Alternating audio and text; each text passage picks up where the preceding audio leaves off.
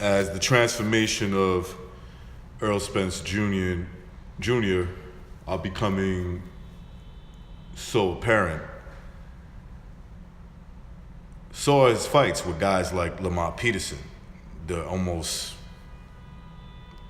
it's almost like the way these fights are going to end are too predictable. Look, was I shocked by the end of the results, how this fight ended? Not at all.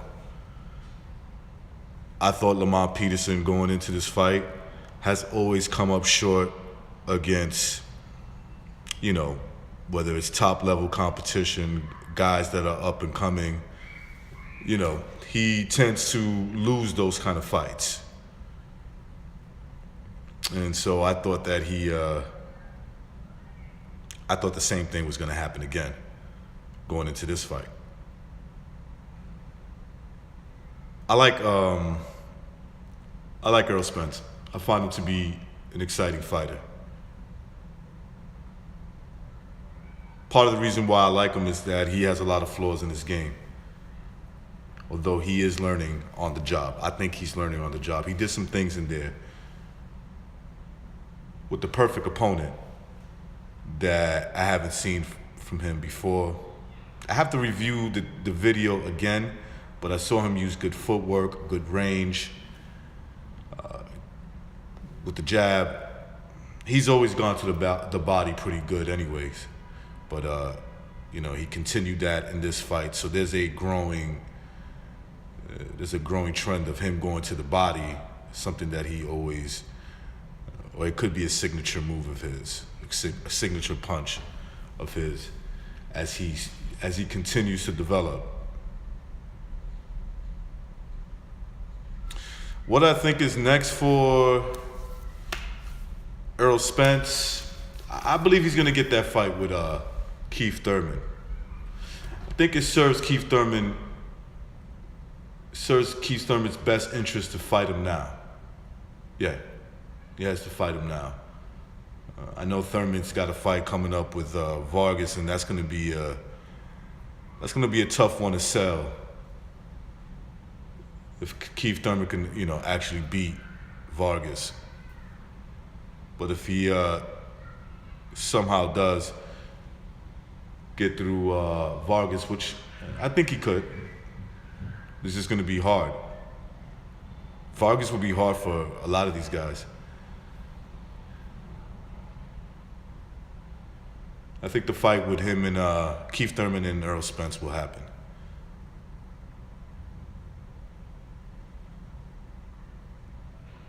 When it comes to guys like Keith Thurman and Terrence Crawford, those kind of fighters at welterweight, I still give them the slight edge to beat an Errol Spence. I just think that Spence is really raw right now. He's willing to fight these guys because he believes in his natural punching power. He does got some power. I'm not saying he got one hitter quitter and you're out of there, although he could. But, he hits you enough time to the body with that big frame at welterweight. Starts catching you upstairs, he's gonna stop you. He's gonna stop most guys at welterweight. But I think that he could maybe within the next year dominate the welterweight division, or at least be the top guy there. He doesn't have all the skills to dominate the welterweight division, not just yet. But as his body continues to transform into, this muscle machine that he seems to be, he could very well dominate the welterweight division. He could.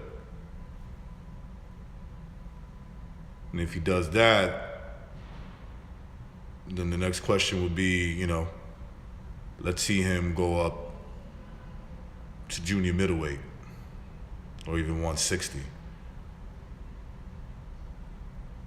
Canelo will bust his ass. He's not ready for that yet. It'll serve him better to fight,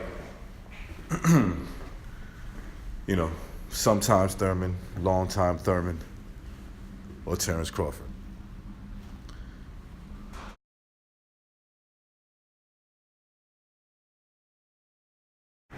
And that's not a knock on Errol Spence. It's not.